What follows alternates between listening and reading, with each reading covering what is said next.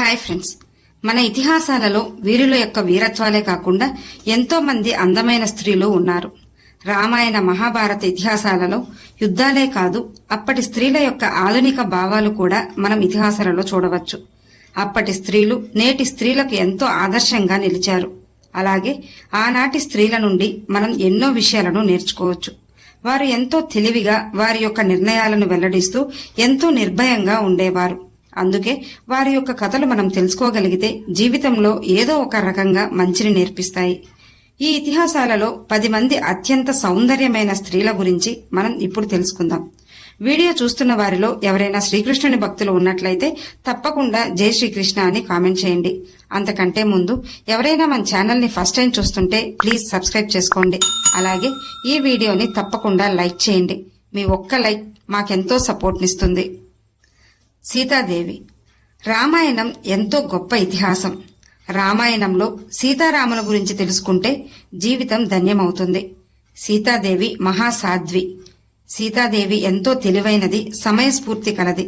సహనంలో సీతాదేవిని మించిన వారే లేరని చెప్పాలి. మన పురాణాలలో సీతాదేవిని అపురూప సౌందర్యవతిగా వర్ణించబడింది. శక్తివంతమైన శివధనస్సుని తన చిన్నతనంలోనే ఎత్తిన మహాశక్తివంతురాలు. మన భారత సమాజం సీతాదేవిని చూసి ఒక భార్య ఎలా ఉండాలో నేర్చుకోవచ్చు. అంతటి గొప్ప మహా ఇల్లాలు సీతాదేవి. సీత యొక్క అందం రామాయణంలో రావణుని సోదరి అయిన శూర్పణఖ తన అన్నకు ఎంతో గొప్పగా వర్ణించింది. సీతాదేవిని అపహరించిన రావణుడు చివరకు శ్రీరాముని చేతిలో వధించబడ్డాడు. జీవితంలో ఎన్ని కష్టాలు వచ్చినా ఎంతో ధైర్యంగా ఎదుర్కొంది సీతాదేవి. ద్రౌపది. రామాయణంలోనే కాకుండా మహాభారతంలోనూ అందమైన స్త్రీలు ఉన్నారు. వారిలో ద్రౌపది కూడా ఒకరు. ద్రుపదరాజుకు యజ్ఞం ద్వారా జన్మించిందే ద్రౌపది. ద్రౌపది ఎంతో సౌందర్యవతి. ద్రౌపది స్వయంవరంలో అర్జునుడు ద్రౌపదిని గెలుచుకున్నాడు. ఆ తర్వాత కుంతి కారణంగా ద్రౌపది పాండవులందరికీ భార్య అయింది. కురుసభలో అంతమంది ముందు ద్రౌపదికి అవమానం జరిగినప్పుడు పెద్దలెవరూ దానిని ఖండించలేదు. కాని తనకు తానుగా తన వాదనను అందరికీ వినిపించుకుంది. ద్రౌపదికి అందంతో పాటు ధైర్య సాహసాలు ఎక్కువే. ద్రౌపదికి పాండవులను వివాహం చేసుకున్న తర్వాత ఎన్నో అవమానాలు, కష్టాలు ఎదురయ్యాయి.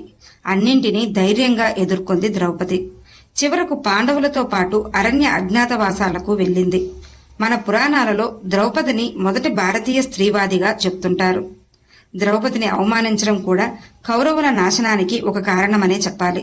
చివరకు కౌరవులకు పాండవులకు కురుక్షేత్ర యుద్ధమే జరిగి కౌరవుల నాశనం జరిగింది. రుక్మిణి. ద్వాపర యుగంలో జన్మించిన శ్రీకృష్ణుని భార్యలలో రుక్మిణి కూడా ఒకరు. రుక్మిణి అత్యంత సౌందర్యవతి. శ్రీకృష్ణుణ్ణి చూడకుండానే శ్రీకృష్ణుని గొప్పతనం వినే రుక్మిణి శ్రీకృష్ణుణ్ణి ఆరాధిస్తుంది, ప్రేమిస్తుంది. రుక్మిణి కోరిక మేరకు శ్రీకృష్ణుడు రుక్మిణీదేవిని తీసుకెళ్లి మరీ వివాహం చేసుకుంటాడు. శ్రీకృష్ణుని భార్యలలో మొదటి భార్య రుక్మిణీదేవి. రుక్మిణి ఎంతో ఓర్పు, సహనం, అందం, తెలివిగల స్త్రీగా చెప్పబడింది. మన పురాణాలలో రుక్మిణి ఎంతో అందమైన స్త్రీగా వర్ణించబడింది. కుంతీదేవి. కుంతీ భోజుని కుమార్తె కుంతీదేవి. మహాభారతంలో కుంతి ఎంతో కీలక పాత్ర పోషించింది. పాండురాజుకి మొదటి భార్య కుంతి, రెండవ భార్య మాద్రి. వీరి సంతానమే పాండవులు. కుంతి ఆ కాలం నాటి అందమైన స్త్రీగా చెప్పబడింది. ఎంతో తెలివైన స్త్రీగాను, ఎంతో ముందు చూపు గల స్త్రీగాను చెప్పబడింది. పాండురాజు మరణించినప్పటికీ తన కుమారులను ఎంతో ధర్మబద్ధులుగాను, వీరులుగాను పెంచింది. కుంతి తన కుమారులతో పాటు ఎన్నో కష్టాలను ఎదుర్కొంది.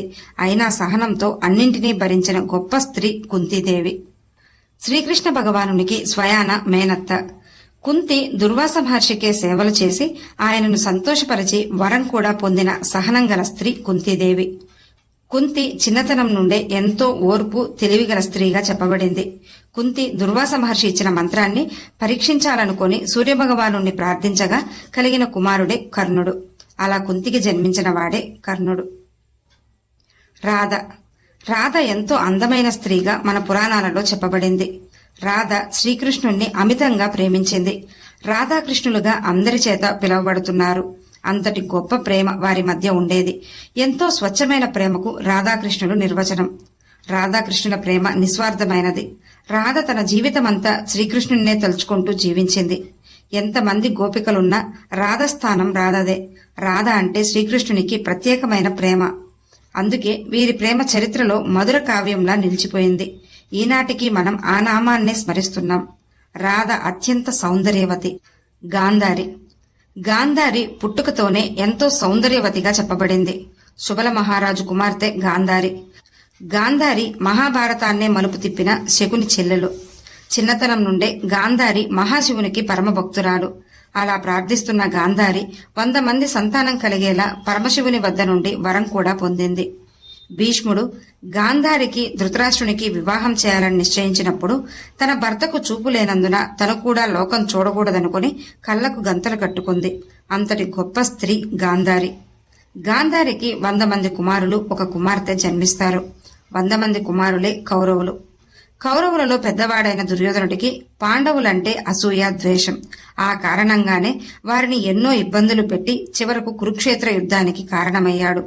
కురుక్షేత్రంలో కౌరవులందరూ మరణించడంతో తన పిల్లలందరినీ పోగొట్టుకున్న బాధలో ఉన్న గాంధారిని ఓదార్చడానికై శ్రీకృష్ణుడు వస్తే కురుక్షేత్ర యుద్ధంకు కారణం నీవే అంటూ శ్రీకృష్ణుడిని నిందిస్తూ చివరికి నీ యదువంశం నాశనమైపోతుందంటూ శపిస్తుంది గాంధారి. ఊర్మిళ. జనక మహారాజు కుమార్తె ఊర్మిళ. సీతాదేవికి చెల్లెలే ఊర్మిళ. శ్రీరాముడు సీతను వివాహం చేసుకోగా లక్ష్మణుడు ఊర్మిళను వివాహం చేసుకుంటాడు. ఊర్మిళ తన భర్త కోసం, భర్త మాట కోసం ఎన్నో త్యాగాలు చేసిన మహిళ. ఎంతో గొప్ప ఔన్నత్యం గల స్త్రీగా చెప్పబడింది. ఊర్మిళకు భర్త లక్ష్మణుడంటే ఎంతో ప్రేమ, గౌరవం. అందుకే సీతారాముల వెంట అరణ్యానికి లక్ష్మణుడు వెళ్తున్నా అడ్డు చెప్పలేదు. ఊర్మిళ గొప్ప ఆదర్శ స్త్రీగా చెప్పబడింది. సుభద్ర. బలరామకృష్ణులకు ముద్దుల చెల్లెలు సుభద్ర. సుభద్ర ఎంతో అందమైన స్త్రీ. ఆమెను వివాహం చేసుకోవడానికి ఎందరో రాకుమారులు ఎదురుచూశారు. కాని సుభద్ర అర్జునుడిని ఇష్టపడుతుంది. అర్జునుడు కూడా సుభద్రను ప్రేమిస్తాడు. అలా వారి ప్రేమను అర్థం చేసుకున్న శ్రీకృష్ణుడు వారికి వివాహం జరిపిస్తాడు. సుభద్రకు అర్జునుడికి జన్మించిన కుమారుడే అభిమన్యుడు. సుభద్ర మహాభారత కాలంలో అత్యంత సౌందర్యవతిగా చెప్పబడింది. సత్యభామ. శ్రీకృష్ణుడి భార్యలలో 2వ భార్య సత్యభామ. సత్యభామ ఎంతో సౌందర్యవతి, అందంతో పాటు వీరత్వం గల మహిళ. శ్రీకృష్ణుడు నరకాసురునితో యుద్ధానికి వెళ్తున్నప్పుడు సత్యభామ కూడా వెళ్ళింది.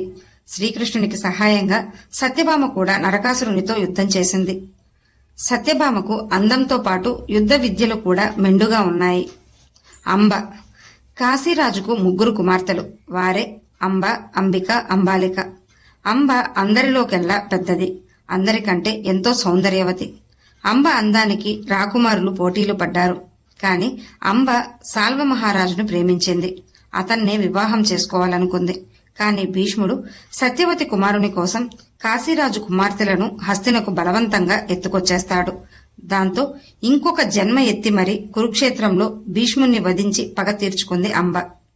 ఈ వీడియో మీకు నచ్చినట్లయితే లైక్ చేయండి, షేర్ చేయండి, అలాగే సబ్స్క్రైబ్ చేసుకుని పక్కనే ఉన్న బెల్ ఐకాన్ని ఆన్లో ఉంచుకోండి. Thanks for watching.